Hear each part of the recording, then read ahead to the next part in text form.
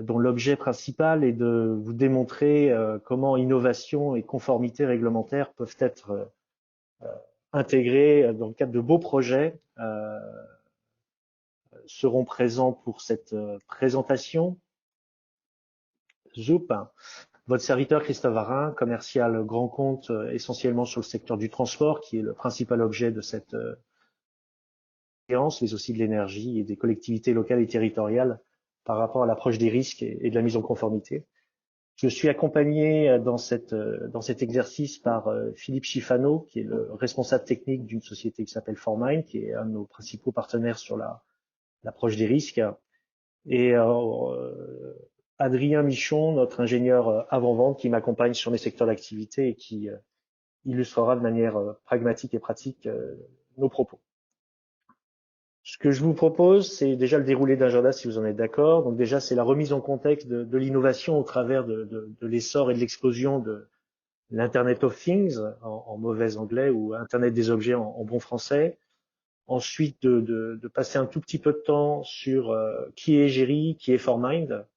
Ensuite, je laisserai la main à Philippe qui rentrera un petit peu plus dans le vif du sujet par rapport à tout ce qui est accompagnement et démarche projet autour justement de ce qui va être innovation et conformité dans le cadre d'un projet qui concerne un client qui est dans le secteur automobile européen.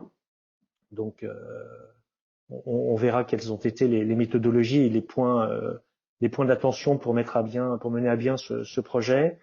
Pour illustrer tous ces propos-là, il y aura ensuite une démonstration par Adrien et ensuite une session de questions-réponses. On est relativement nombreux à ce webinaire, je vous en remercie. La contrainte, c'est qu'on va pas pouvoir réagir ou interagir tout au long de la présentation, donc je vous propose d'envoyer vos messages au travers de la fenêtre de chat à droite et en bas à droite de l'application pour envoyer vos questions et on se fera un plaisir d'y répondre en fin de session. On a prévu donc un déroulé sur à peu près 45 minutes avec une durée du total d'une toute petite heure. Donc, on espère pouvoir répondre à l'ensemble de vos questions. Si tel n'est pas le cas, on se fera un plaisir, Formind et Géry, de répondre à ces questions de manière personnalisée au travers d'un email. Le marché de l'IoT, c'est quelque chose qui est en plein essor. Hein. C'est quelque chose dont on entend parler depuis une dizaine d'années. Au début, c'était plutôt conçu comme étant une chimère technique. Pour ceux qui ont eu l'occasion d'aller au SIDO, qui est le marché, qui est le grand salon de l'Internet des objets qui se situe à Lyon tous les ans. Moi, pour y être allé il y a une dizaine d'années, il y avait à peu près 150 exposants qui étaient, ne le prenaient pas mal, mais plutôt des géotrouve-tout qui essayaient d'inventer des outils qui pouvaient communiquer, récupérer de la donnée et pouvoir travailler autour de cette donnée. Il n'y avait absolument aucun acteur de la sécurité. Aujourd'hui, c'est un petit peu plus de 200 intervenants, dont 20% qui ont l'étiquette cybersécurité. Donc, on est à la fois dans une révolution technologique au travers du développement de ces solutions objets connectés. Alors, ça peut être un objet type bracelet qui va calculer qui va essayer de vous monitorer votre santé, mais ça peut être aussi un objet avec 4 roues, voiture ou véhicule d'une manière plus globale, qui va traiter de la donnée, gérer de la donnée. Et à partir du moment où on parle de données, on parle de numérique. Et qui dit numérique dit risque cyber lié à ces données-là. C'est l'objet aujourd'hui de beaucoup de développement de R&D auprès des différents industriels, hein, qu'on soit énergéticien, qu'on soit bien entendu dans le transport, qui est l'objet de ce webinaire aujourd'hui. Mais on peut parler du domaine du bricolage, on peut parler dans le domaine des ustensiles de cuisine ou des fameux robots qui vous aident à cuisiner. Comment récupérer l'expérience utilisateur pour l'améliorer. Donc tout ça, ça reste de l'objet connecté, ça traite de la donnée et ça génère à la fois des enjeux industriels forts et aussi des enjeux financiers très forts de la part des industriels, mais aussi de la part malheureusement des gens qui souhaiteraient exploiter ces données à titre malicieux. Je lis pas les slides, les chiffres sont assez éloquents, sont suffisamment éloquents pour ça, mais on est réellement dans une tendance très forte. Et avec le Covid, on se rend compte que le numérique, hormis l'informatique tel qu'on avait l'habitude de le pratiquer, est devenu réellement un axe de développement économique très fort. Très rapidement, Egeri, c'est une société qui a été créée il y a un petit peu moins de 5 ans maintenant par 2 personnes, Pierre Auger et Jean Laroumet, dont le métier en fait était de réaliser des analyses de risque et des audits au sein des différentes entreprises, quel que soit le secteur d'activité.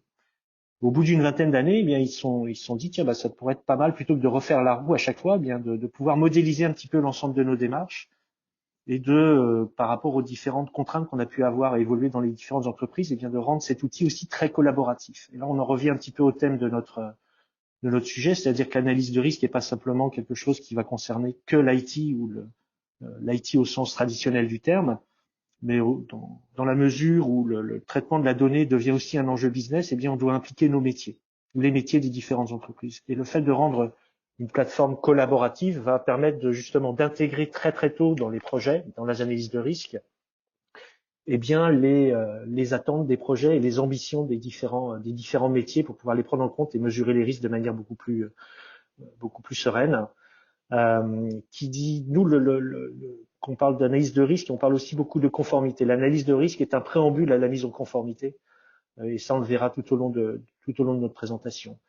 La présence de Formind aujourd'hui avec nous, c'est aussi parce que nous ne travaillons pas en direct avec nos clients ou nos prospects, on s'appuie sur des expertises.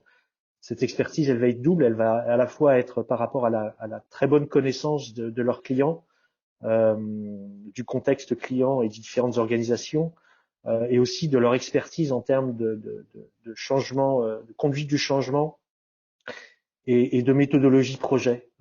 Et c'est dans ce cadre où Formind, par rapport à ce projet-là, nous a été d'une grande aide. Et on a besoin de Formind pour réaliser ces projets-là. Et Formind a besoin d'une technologie telle que la nôtre pour pouvoir réaliser ces projets-là. Très rapidement, petite société qui a doublé de volume quand même en un an, en plein Covid, c'est suffisamment rare pour le souligner. C'est une levée de fonds de plus de 4 millions d'euros l'année dernière qui nous a permis justement à la fois de développer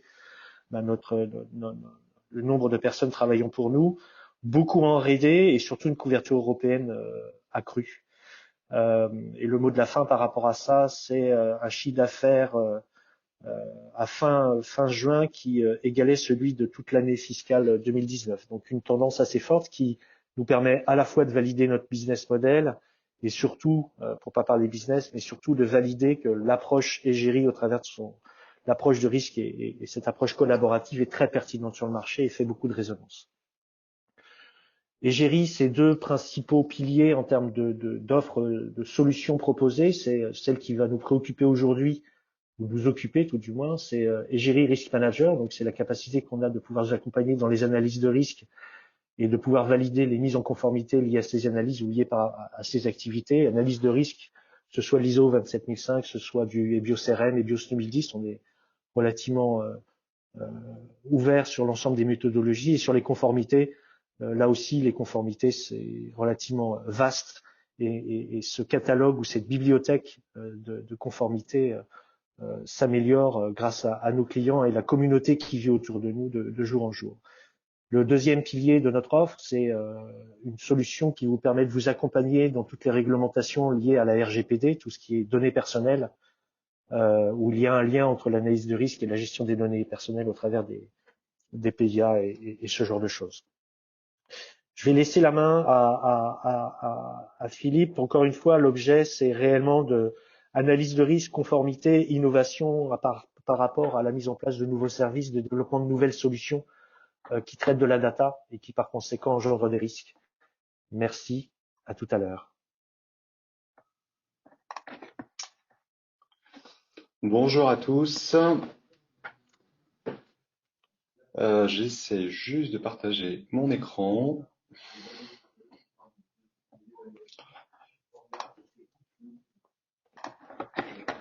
Est-ce que tout le monde voit mon écran? C'est bon?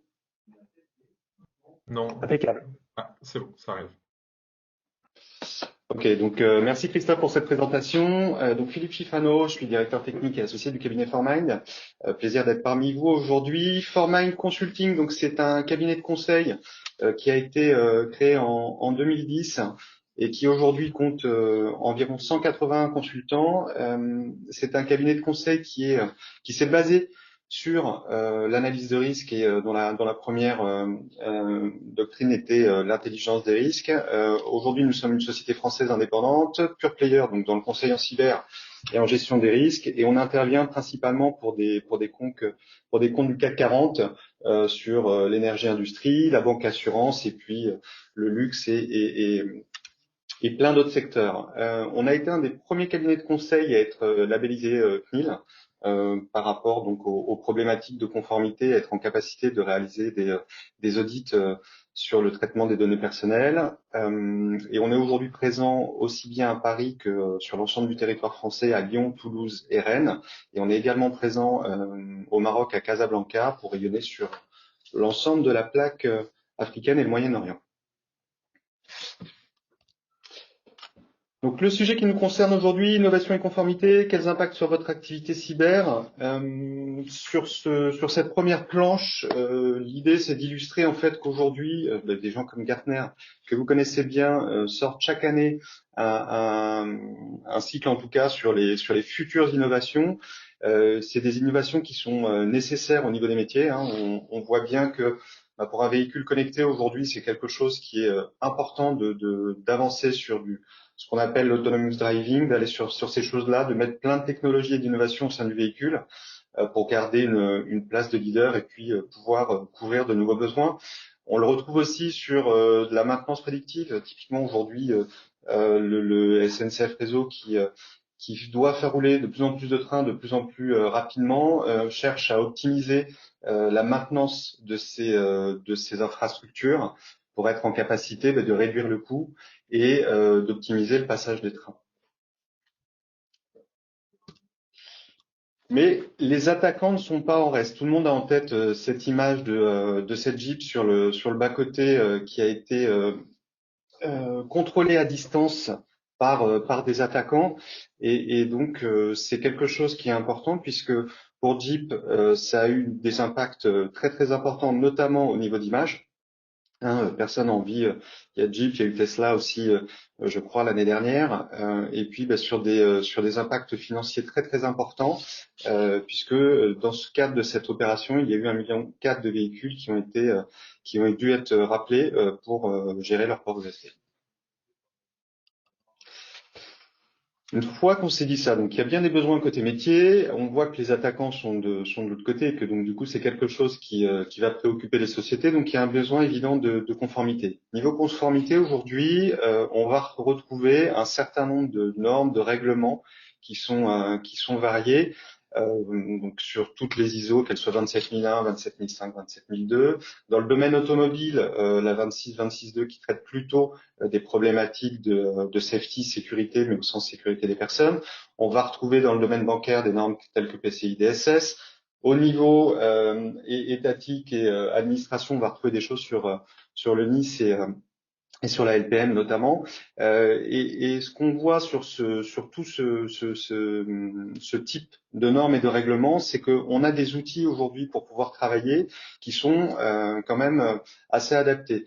Donc on a de l'EBIOS, qu'elle soit 2010 ou du EBIOS-RM, on a la réalisation de PIA qu'on peut faire, et puis on peut dérouler derrière des analyses de risque au format ISO 27005. Nous, dans le contexte de notre client, ce qui l'importait, c'est que dans le cadre du véhicule connecté, avec tous ces outils-là, je ne pouvais pas, en tout cas, assurer une conformité pour pouvoir faire rouler mon véhicule. Donc, le Forum mondial pour l'harmonisation des réglementations sur les véhicules a décidé de créer une norme qui s'appelle l'ISO 21434, qui pose un cadre justement sur le développement et la prise en compte de la cybersécurité dans le développement du véhicule, qui vont non seulement définir quelles sont les activités nécessaires pour le développement d'un véhicule. Et il y a un point qui était très très important et sur lequel nous on a été sollicité, c'est la mise en place d'une nouvelle méthodologie d'analyse de risque pour justement se dire l'UTAC, avant que le véhicule puisse l'UTAC qui est l'organisme européen d'homologation des véhicules, avant que le véhicule puisse rouler sur la route, vous devez avoir réalisé des analyses de risque. Alors, vous allez me dire, mais une analyse de risque, ça reste une analyse de risque. Certes, mais un peu à l'image du RGPD, de la création des PIA, cette norme, en fait, où elle est différente par rapport à ce qu'on peut faire d'habitude, c'est sur les actifs qui sont traités au sens ceux qu'on veut protéger. Quand on est sur une analyse de risque classique et sur un système classique, on va plutôt chercher à protéger le SI. Là, aujourd'hui, ce qu'on cherche à protéger avec l'ISO 21434, c'est l'utilisateur et l'usager de la route. Donc, il a fallu volontairement revoir un petit peu la manière d'appréhender et de structurer l'analyse de risque. La cinématique, elle est légèrement différente puisqu'effectivement, on va aller regarder différents niveaux d'impact au niveau de l'utilisateur avec des événements redoutés qui interviennent assez tôt dans le process et qui sont des événements redoutés très orientés métier et justement pour protéger l'utilisateur. Au niveau des métriques, Adrien pourra vous le montrer par ailleurs, alors que d'habitude, on prend plutôt des métriques qui sont générales et une métrique globale pour l'ensemble des scénarios et événements redoutés. Là, il faut aller assez loin dans des métriques qui vont concerner aussi bien la sûreté, l'impact sur la vie privée, l'impact financier pour l'usager de la route et l'impact opérationnel sur le véhicule.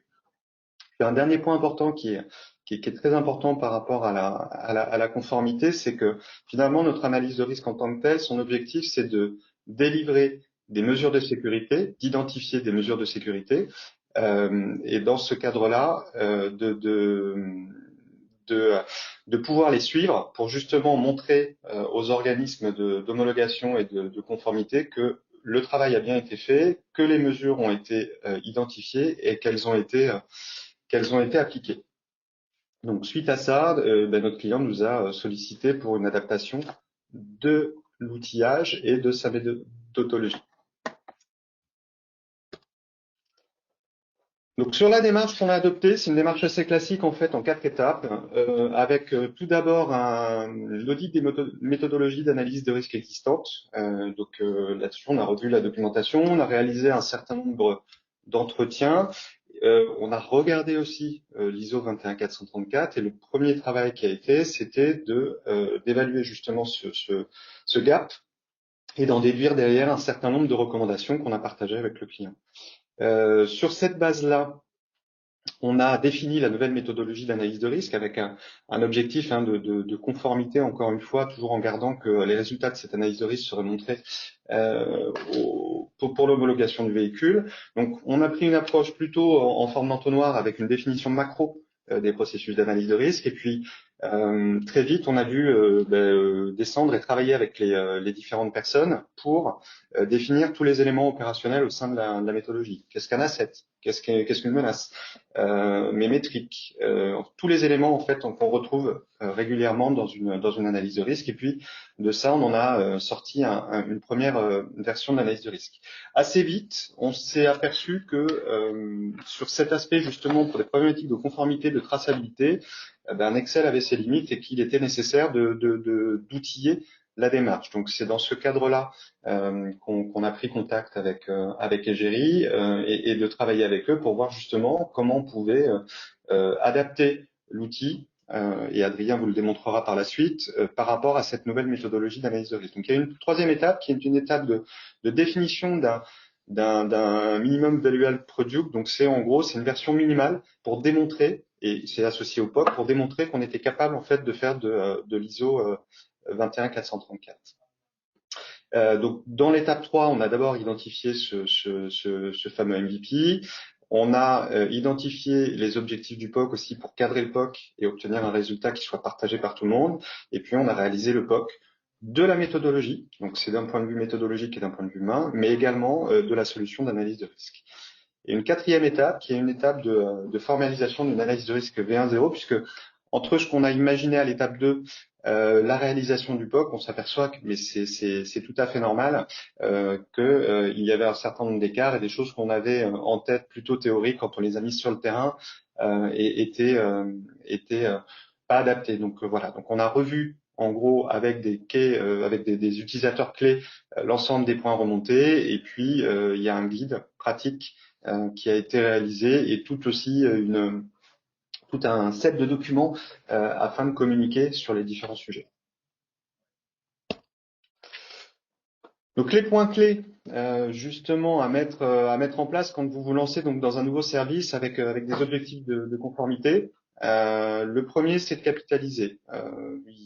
Comme je le disais tout à l'heure, de l'analyse de risque en général, vous savez en faire. Il y a des choses qui existent. Donc l'idée, c'est en tout cas de s'appuyer sur ce qui est fait déjà au sein de la boutique et comme on l'a vu tout à l'heure, d'identifier les écarts qu'il peut y avoir et de définir la trajectoire pour justement atteindre la cible. Dans notre cadre à nous, l'analyse de risque, finalement, ce n'était qu'un des moyens d'obtenir en fait la conformité. Et donc, du coup, ce qui est important, c'est de garder une vision transverse et une approche globale. Comme le dit l'adage, le diable se cache dans les détails, et c'est ce qu'on a vu entre l'étape 2 et l'étape 4 que je vous citais précédemment, entre ce qu'on avait en tête et ce qu'on a fait. Des fois, on a pu peut-être rester un peu générique, et l'idée en tout cas de bien descendre dans chaque élément, de bien regarder quels sont les impacts de définition, ça c'est quelque chose de très important. Et le dernier point, puisque je suis en train de mettre un nouveau projet, puisque j'ai besoin d'avancer vite, c'est de se garder la capacité de tester, éprouver, recommencer, tester, éprouver, et d'être toujours dans ce cycle de test pour pouvoir améliorer en continu, tout en gardant l'objectif de conformité au final. Sur les points d'attention, c'est un peu les pendants en fait. On a les défauts de nos qualités, mais effectivement, il faut capitaliser pour l'existant, et pour autant, il faut s'approprier les nouveaux concepts et être en capacité de justement gérer ce changement et d'accompagner les utilisateurs dans la réalisation de ces analyses de risque. Le périmètre de l'analyse de risque aussi, il est très très important puisque, comme je le disais précédemment, l'analyse de risque, ce n'est qu'un des outils d'obtention de la conformité, et on a tout un process à côté qui permet aussi également, notamment sur les sorties, les outputs en tout cas de l'analyse de risque, d'obtenir en tout cas cette conformité. C'est un projet sur lequel nous avons travaillé 8 mois et sur lequel on a eu beaucoup d'échanges. Donc d'avoir des personnes en face justement sur de l'innovation, ce qui est compliqué, c'est que finalement personne ne sait, personne ne détient la vérité. Donc il est en tout cas très important de pouvoir échanger avec les différents interlocuteurs pour justement définir au mieux cette trajectoire. Et puis la conformité, ce n'est pas qu'un point de vue cyber, hein, c'est pas quelque chose qui est réservé aux cyberanalystes. Donc dans le cadre de ce projet, il a été important pour nous d'impliquer aussi bien des gens de l'IT, que des gens de la R&D, que des personnes du métier directement, qui vont travailler au final pour le développement des véhicules connectés. Voilà pour moi. Adrien, je te laisse reprendre la main. Merci Philippe.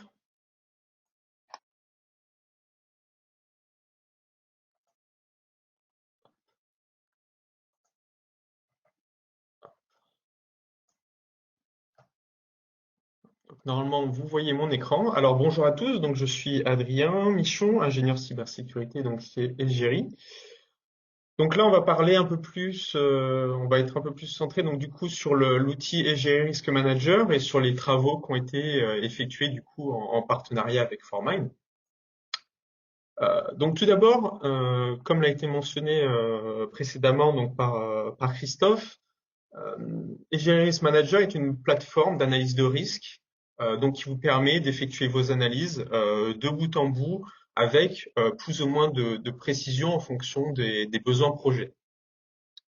Cette plateforme était, avant nos travaux avec Formind, compatible avec les méthodologies EBIOS 2010, ISO 27005 et EBIOS Risk Manager. On avait également la possibilité, dans nos analyses de risque, d'intégrer des normes, donc plusieurs normes dans une seule et même analyse, afin de vérifier notre taux de conformité vis-à-vis de cette norme. Donc ça pouvait être des normes standards de l'industrie ou bien des normes personnalisées de votre organisation. Donc concrètement, comment ça se visualise dans le logiciel? Donc là, je suis dans Egeri Risk Manager, je vais aller me rendre dans ma partie module qui regroupe mes analyses de risque. Je vais par exemple ouvrir un module conformité. Donc là, on retrouve tous nos tableaux de bord de notre analyse complète, mais on a une partie conformité où on va pouvoir importer ou créer différentes normes. Donc ici, on retrouve l'ISO 27002, la LPM, le NIS, le PCI DSS. Et du coup, dans une seule et même analyse, vérifier notre degré de conformité vis-à-vis de ces normes. Donc comment ça se traduit? Je vais ouvrir une norme, on va retrouver donc du coup tout un ensemble d'exigences. et vis-à-vis de ces exigences, les mesures qui couvrent celles-ci, et également très important, les scénarios de risque qui peuvent se produire en cas de non-conformité vis-à-vis de cette exigence. Et on a la possibilité du coup de visualiser vis-à-vis de ces exigences notre conformité. Donc en vert on est conforme, orange c'est en cours d'implémentation et rouge non conforme. Et on peut voir donc notre répartition en fonction des différents chapitres ici.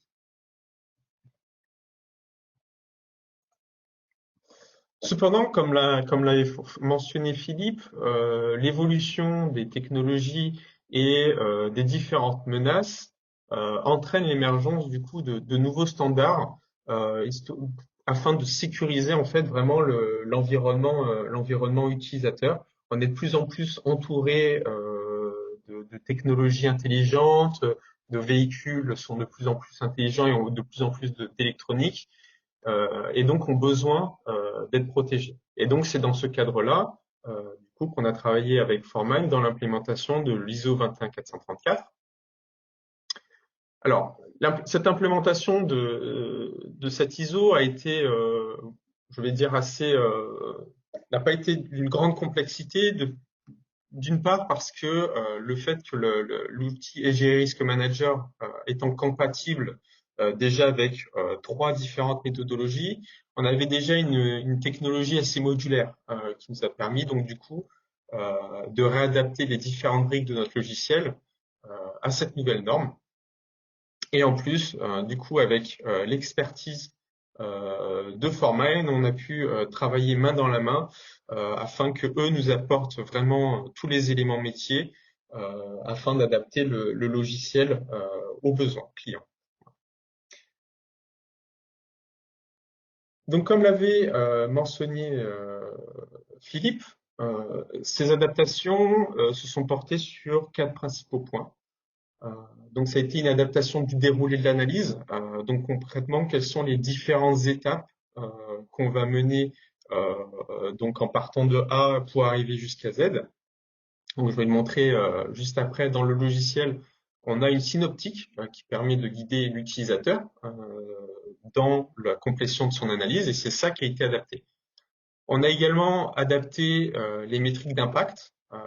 Donc les métriques d'impact qui étaient les impacts qui étaient définis précédemment donc dans les différentes méthodologies dans le logiciel n'étaient pas suffisantes vis-à-vis de la norme ISO 21434. On a également adapté les métriques de vraisemblance pour qu'elles portent sur différents critères que ceux définis précédemment, et une adaptation de la gestion des mesures de sécurité en intégrant une notion en fait d'objectifs de sécurité, donc vraiment ce vers quoi on veut tendre, et les exigences qui seront transmises, qui seront du coup implémentées par le fournisseur, voilà, pour atteindre cet objectif de sécurité. Donc dans le logiciel, j'avais parlé donc du coup de déroulé d'analyse. Ici, on retrouve du coup le déroulé de l'EBIOS Risk Manager. Donc, c'est tout simplement un mode guidé qui permet de prendre par la main l'utilisateur pour le mener de l'atelier 1 à l'atelier 5 et vraiment lui montrer toutes les étapes qu'il y a à effectuer afin de compléter chacun des ateliers. Donc, ça permet déjà d'effectuer une analyse qui soit suffisamment précise et de n'oublier aucun élément. Donc ici, on retrouve, pour ceux qui sont familiers avec la méthodologie BIOS Risk Manager, les 5 ateliers et les différentes étapes à effectuer. Donc c'est une première adaptation qui a été effectuée. Donc ici, la synoptique de l'ISO 21434, dans laquelle on va retrouver donc l'étape 1 qui est la définition du cadre d'étude. Donc vraiment définir le périmètre technique, par exemple. On va ensuite identifier des scénarios de dommages et les actifs, les assets qu'on cherche à protéger. Identification de nos scénarios de menace, analyse des différents chemins d'attaque, et ensuite, du coup, évaluation de la vraisemblance, de la faisabilité de cette attaque, pour ensuite obtenir, du coup, nos différents scénarios de risque et d'appliquer un traitement à ces scénarios.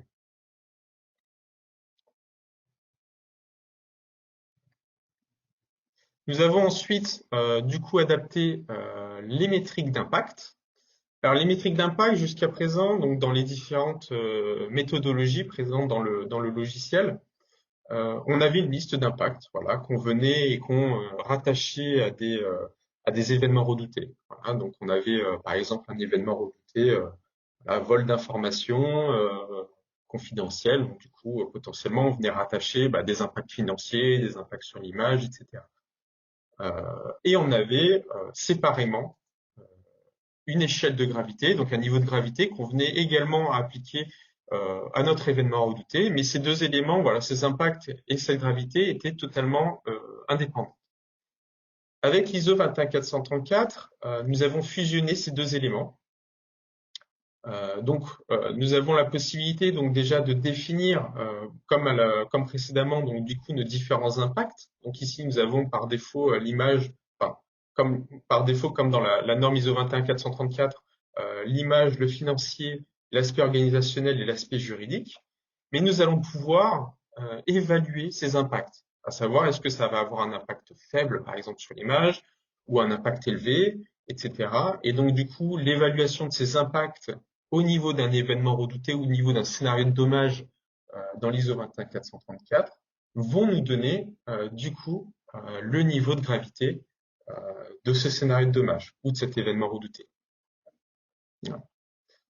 Un aspect important, comme l'avait mentionné Philippe également, le fait de pouvoir coter ces différents impacts, ça nous permet également de définir une certaine priorité dans le traitement des scénarios de risque. Et pour conserver du coup l'aspect user-centric qu'avait mentionné Philippe, c'est-à-dire que si in fine on a un scénario de risque qui a un impact grave en termes d'image, on va pas forcément prioriser ce scénario de risque comparé à un scénario qui va avoir un impact grave en termes de safety, par exemple, en termes de sécurité du passager.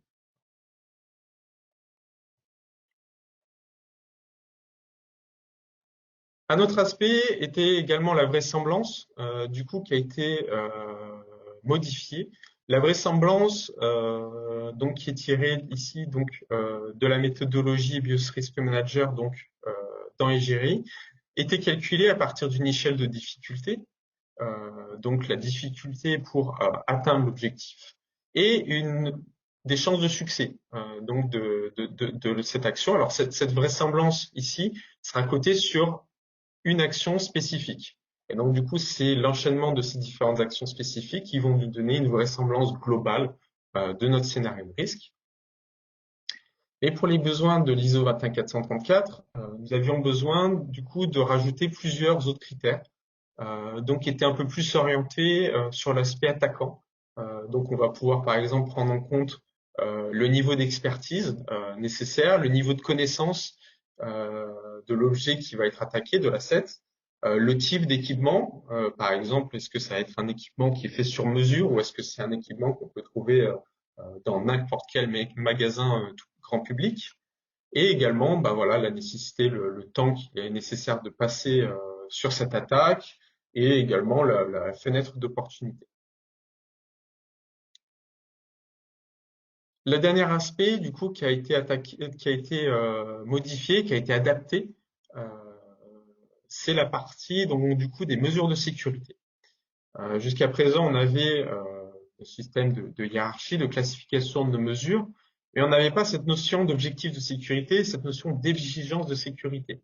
Concrètement, les objectifs de sécurité sont vraiment des objectifs qu'on va envoyer à nos fournisseurs, et il faut que ces fournisseurs, du coup, remplissent cet objectif.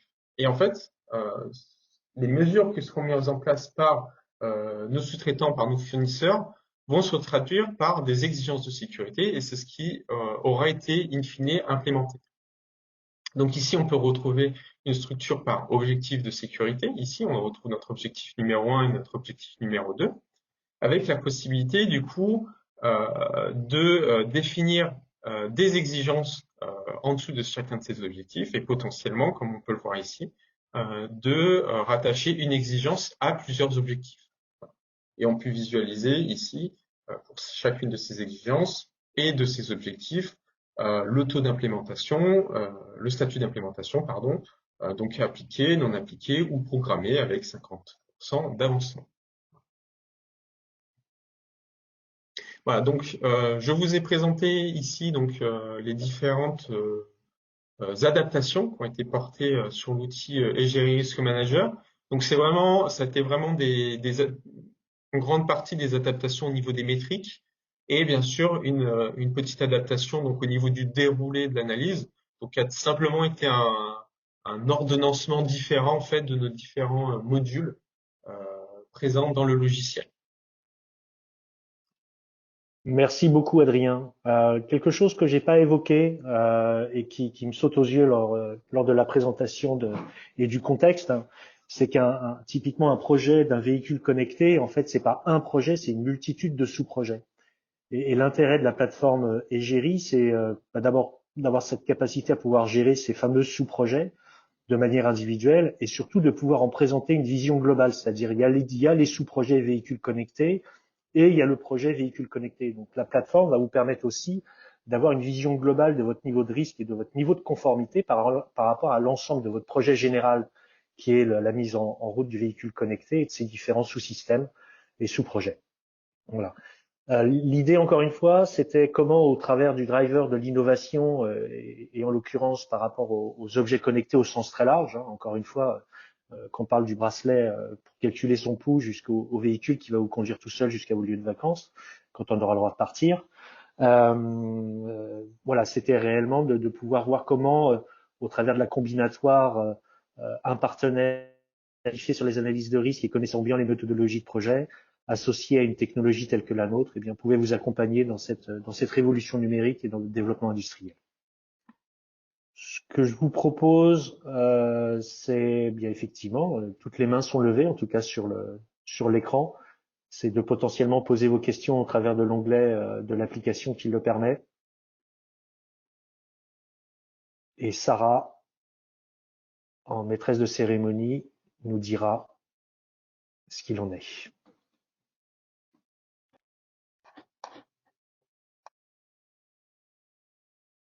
Bonjour à tous, merci Christophe. Alors pour commencer, on a une première question donc, qui s'adresse à Egeri. Donc combien de normes sont implémentées dans Egeri?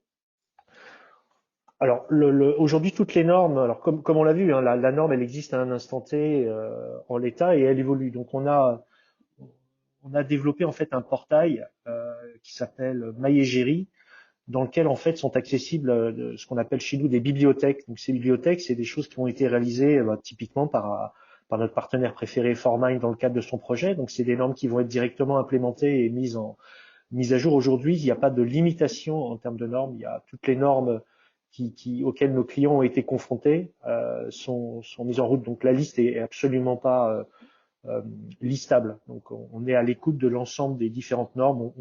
On sait faire du SCADA, on sait faire du véhicule connecté. Alors, quand je me suis présenté tout à l'heure, je vous ai dit que j'étais en charge de l'aspect transport, de l'aspect énergie. Ce qui est intéressant, c'est cette approche sectorielle justement. C'est comment est-ce qu'on peut avoir une approche sectorielle pour pouvoir mettre à disposition les bonnes pratiques de chacun des secteurs au sein de ces familles de secteurs.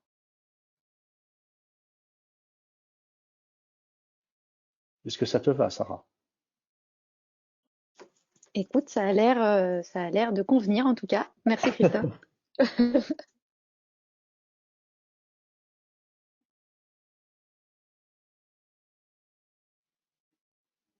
Alors, je vois j'ai une une autre seconde. question qui... Absolument.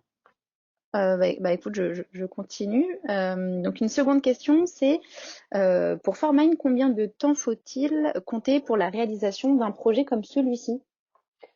Sur ce projet-là, merci pour la question. On a démarré du coup en décembre de l'année dernière et on est en train de finaliser aujourd'hui. Il faut à peu près un an. Je pense qu'après, avec le contexte actuel qui a pas aidé et comme on l'a vu, il y a besoin de beaucoup d'échanges. Je pense qu'on aurait pu faire quelque chose plutôt aux alentours de 7-8 mois, mais un an pour engager, comprendre, engager le changement de la démarche, trouver la démarche, enfin la nouvelle méthode, l'implémenter, la tester et avoir une première version, ça me paraît plutôt raisonnable. Oui, d'autant plus que quand on parle de projets de type industriel, on est sur des durées de vie qui sont beaucoup plus longues que ça. Donc, quelque part, c'est relativement... Exactement. Et on peut faire un peu le parallèle aussi, hein. Pour moi, il y avait une des premiers points qui avait été modifié, c'est notamment, et vous êtes aussi là-dessus, sur le côté RGPD, où finalement, sur le RGPD, enfin de l'analyse de risque, on en fait depuis des années, comme je disais tout à l'heure, et en fait est apparu le PIA. Et en fait, ce qui a été vraiment changeant, c'est le bien essentiel à protéger, qui devient là, dans le cadre du RGPD, la vie privée de la personne concernée par le traitement. Donc ça a dû faire bouger aussi un petit peu. Pareil au niveau appréciation des impacts à l'événement redouté, qui a été à revoir. Et on voit bien que pareil sur les PIA, le temps de les mettre en œuvre, il a fallu compter selon les structures entre 6 mois et 1 an. OK. Alors, notre délai de 45 minutes est arrivé à son terme.